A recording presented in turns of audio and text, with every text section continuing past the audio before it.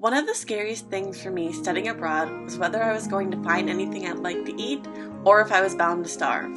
Being a picky eater who lived essentially on the diet of carbs and cheese, well, I wasn't sure if I would find foods I even liked abroad. Thankfully, I did the opposite of starve because all the food was so good abroad. Well, most of it. I wouldn't recommend the native Scottish haggis I had. If you don't know what that is, I'll just let you look that one up. But I had wonderful Parisian food, spent some fun afternoons enjoying tea in England, and even enjoyed the meat dishes in Prague. But of course, my favorite part of every meal is dessert. It was a no-brainer for me to jump at the opportunity to take a chocolate class in Switzerland. I was at the top of that list.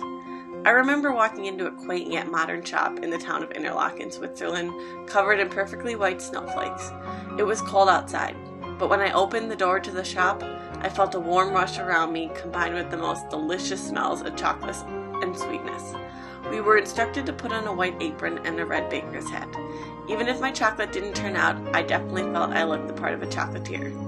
Our instructor first told us the backstory about cocoa beans and where they originated from, and even gave us a chance to try one. The faces people made as they bit into the beans clearly demonstrated just how bitter they were. Then we melted the chocolate down and had to continuously stir it until it hit within a range of temperature, signaling to us that we could then pour it into our molds. Then came the fun part, decorating them. Being in Switzerland had me in the winter spirit, so I chose a snowflake pattern to overlay one of my molds and used decorative sprinkles to make a big snowflake on another mold. I had a better picture in my head, but I don't think it turned out too bad for my first time. On my third mold, I tested out my steady hand by writing, "Thank you." I don't think I could have a better souvenir for my mom than homemade chocolate by her daughter while in Switzerland. I mean, moms love homemade gifts anyways, right?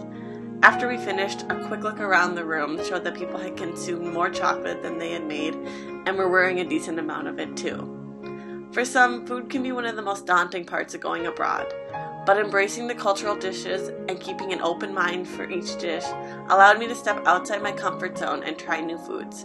Some I even liked. Others, well, I was okay leaving them back in Europe.